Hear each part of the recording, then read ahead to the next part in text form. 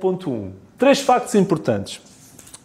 Em Êxodo 1, nós vemos 3 factos associados ao povo de Israel. Vemos, no capítulo 1, versículo 7, o seguinte. 1:7. E os filhos de Israel frutificaram e aumentaram muito e multiplicaram-se e foram fortalecidos grandemente, de maneira que a terra se encheu deles. Crescimento populacional enorme. Eles passaram de 70, sabem para quantos? A análise que foi feita quando eles saíram do Egito, que deviam ser 600 mil homens aproximadamente, fazendo a extrapolação para mulheres e crianças, era provável que fosse entre 1,5 milhão e 2 milhões de pessoas. Imaginem, a Bíblia está-se a confirmar. Eles cresceram-se substancialmente, 70 para 2 milhões, aproximadamente.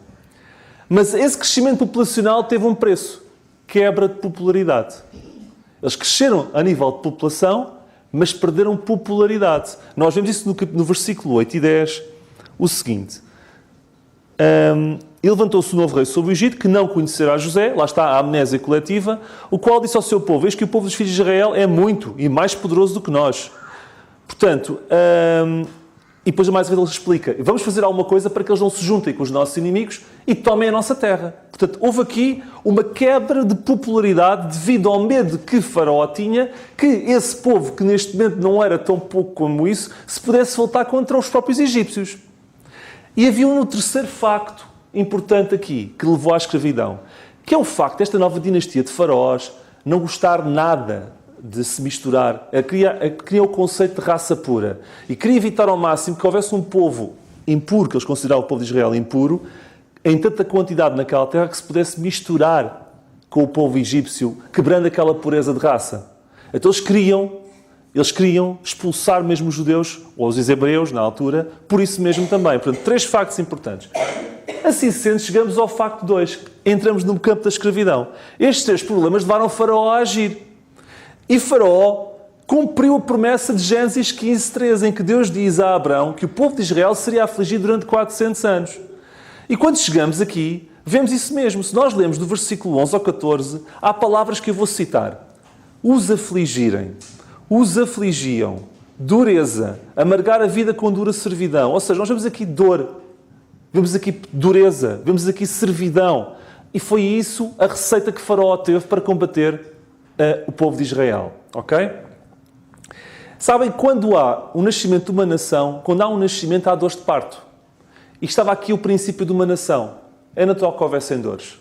E estas foram as dores normais do nascimento de uma nação. Mas sabem o que eu leio no versículo 12? Eu peço desculpa que a Bíblia que eu trouxe hoje tem uma tradução ligeiramente diferente da que eu costumo trazer. E foi uma falha. E se for ligeiramente diferente, perdoem-me.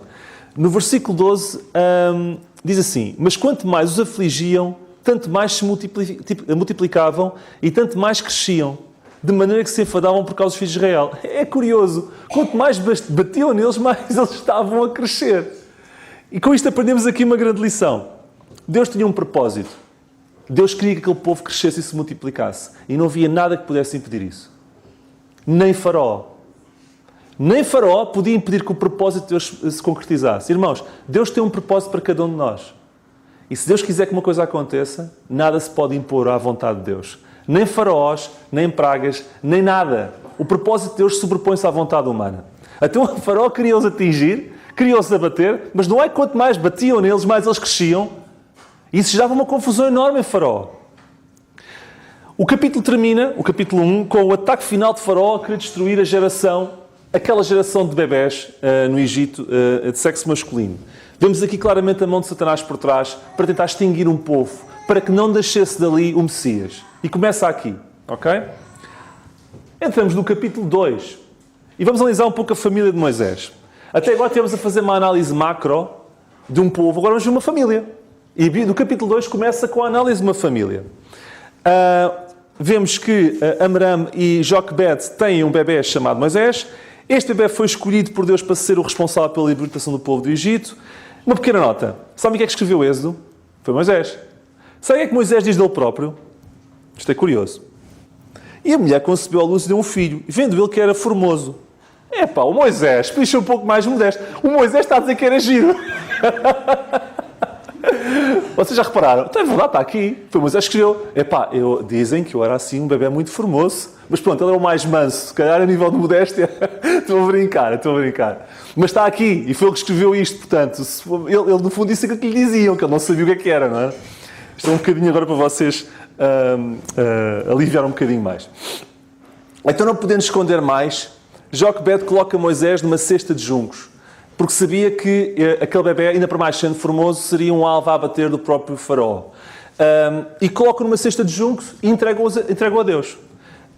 Em Hebreus 11, 23, nós lemos o seguinte. Pela fé, Moisés, sendo nascido, foi escondido 3 meses por seus pais, porque viram que era um menino formoso. Lá está. Um menino formoso. E não temeram o mandamento do rei. Eu gosto da parte final deste versículo. Aqueles pais foram especiais porque viviam sem medo. No mundo e num contexto de medo, aqueles pais foram especiais porque agiam sem medo. Eles não tinham medo de faraó. Sabem, Moisés foi o que foi porque foi educado por pais sem medo. E a questão é, nós como pais, a melhor coisa que podemos dar aos nossos filhos não são prendas, não são viagens, não são carros, não são casas, não são carreiras, não são nada. Sabe o que a gente pode dar de melhor aos nossos filhos? É uma vida de fé sem medo. Porque isso gerou em Moisés a estirpe de homem que ele se tornou mais tarde. Porque tinha pais nos quais ele via o exemplo. Porque aquilo não foi um momento só. Amram e Joquebede viviam sem medo, mas com fé em Deus. E Moisés via isso. E Moisés transformou-se por isso. Isto é muito importante, a família de Moisés. Vemos depois do versículo 5 a 9 do capítulo 2 que a filha de Faraó vê o cesto ao longe. Miriam andava sempre ali à toca, ver se alguém via o cesto. E quando a filha de Faraó vê que é um bebê formoso, lá está, fica encantada com o bebê e imediatamente Miriam entra em cena e diz assim: eu conheço alguém que pode cuidar do bebê, a mãe. E não é que a mãe é recompensada, a sua fé sem medo, por ficar com o próprio filho e cuidar dele até mais tarde? Resumindo, nós quando agimos com fé, sem medo, Deus recompensa-nos mais tarde. Joquebede faz lembrar, numa escala mais pequena, Abraão, quando entregou o seu filho. Abraão, quando entregou o seu filho, foi sem medo. Confiou em Deus. Esteve disposto a perdê-lo, mas depois ganhou. Joquebede esteve disposto a entregar o seu filho e depois recebeu de volta. Estão a ver a recompensa que é quando nós estamos dispostos a entregar para depois Deus nos dar mais tarde? Isto é muito importante. Mas como eu não posso ir muito a fundo nisto, vai ter que ser um voo supersónico. Ponto... A fé de Joquebede, já falei. Ponto 5. Os primeiros 40 anos de Moisés. Nós lemos, quando o menino era grande, capítulo 2, versículo 10, ela o trouxe à filha de Faraó, o qual o adotou e chamou-lhe Moisés. Ela quem? A mãe. Trouxe à filha de Faraó, o qual o adotou e chamou-lhe Moisés e disse: porque das águas o tenho tirado.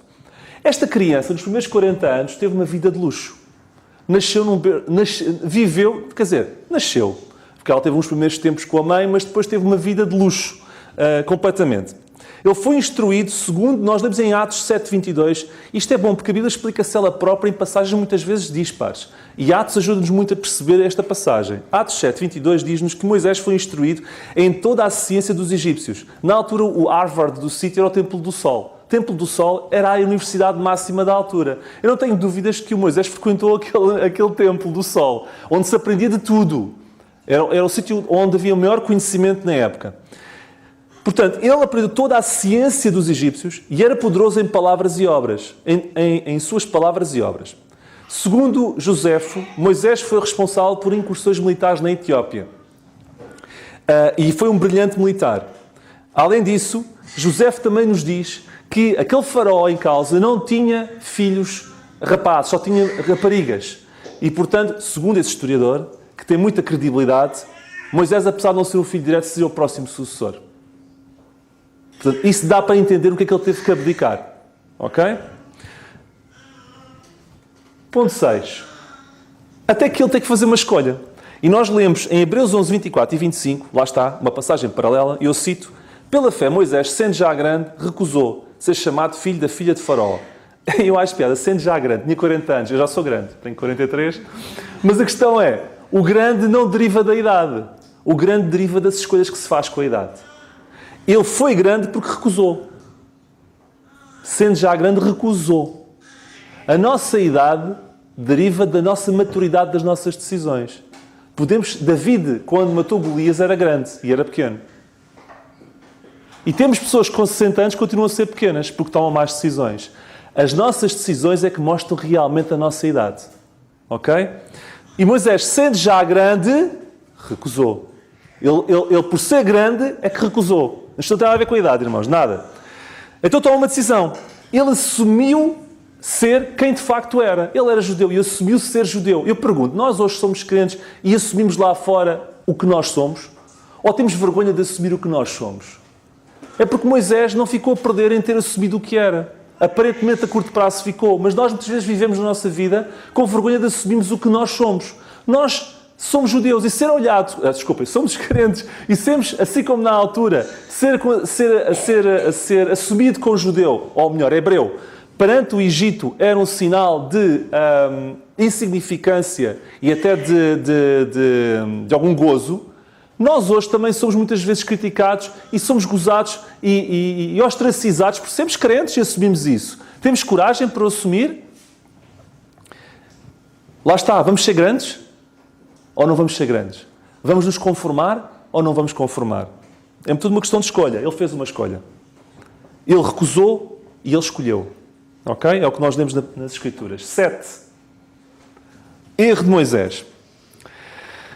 Portanto, Moisés decide, quando vê um egípcio a maltratar um israelita, no versículo 11 e 12, o que é que Moisés fez? Nós vemos que ele interviu e matou o egípcio. Ele olhou para a esquerda, olhou para a direita, mas esqueceu-se de olhar para cima, que é o nosso mal muitas vezes. Nós voltamos e olhamos para a esquerda, olhamos para a direita, mas se olharmos mais vezes para cima, vamos ter a força que pode nos faltar para fazer o que está certo. Ele não olhou para cima, só olhou para a esquerda e só olhou para a direita. E então ele mata o egípcio. E porquê é que ele matou o egípcio? O que é que ele tinha em mente quando fez aquilo? Atos 7:24 explica-nos. E eu vou citar. E vendo maltratando um deles, o defendeu e vingou o ofendido e matando o egípcio. Agora atenção. E ele cuidava que seus irmãos hebreus entenderiam que Deus lhe havia de dar a liberdade pela sua mão. Mas eles não entenderam. O que é que se passa aqui? Moisés, depois daquela formação toda em arte de guerra, em ciência hieroglífica, etc., acha, eu sou a pessoa escolhida de Deus para cumprir a promessa de libertação. E foi na sua força, eu vou decidir, é agora, nem é tarde nem é cedo, tá? Eu vou começar já a fazer o meu trabalho. E quis na sua força, está aqui, ele pensou que daria a liberdade pela sua mão. Ele foi confiado na sua força a começar o processo de libertação a partir daquele momento. E porque ele também achava que eles o iriam entender. O problema é que não só não conseguiu vingar com a sua força, como os hebreus não entenderam. Rejeitaram-no. Por isso é que no dia a seguir, quando outros hebreus o veem, dizem assim, calma, estás-me a dar tu lições e tu onde estiveste a matar um egípcio? Hebreu. Ou seja, Moisés percebeu, calma, eu precipitei-me, eu errei. Isto não vai ser pela minha força e pelos vistos eles não me vão entender. Além de correr o risco de ser morto pelo faraó e teve que fugir para o deserto de Midian. Mas percebem a questão? Moisés antecipou-se no tempo. Ele ia ser de facto o instrumento de Deus para libertar o povo, mas não na sua força e não devia fazê-lo procurando a aceitação dos outros. Ele estava com os motivos errados. Ele era a pessoa certa, no timing errado, com os motivos errados. E nós, muitas vezes, queremos fazer as coisas certas no timing errado e da forma e com os motivos errados. Ok? E então ele foi para a terra de Midian e casa com Zípora, filha do sacerdote de Midian. Ponto 8. O clamor de Israel, versículo 23 e 25. E aconteceu depois de muitos dias que, morrendo o rei do Egito, os filhos de Israel suspiraram por causa da servidão e clamaram, e o seu clamor subiu a Deus por causa da sua servidão. Clamor. E Deus lembra-se. Deus lembra-se. Deus lembra.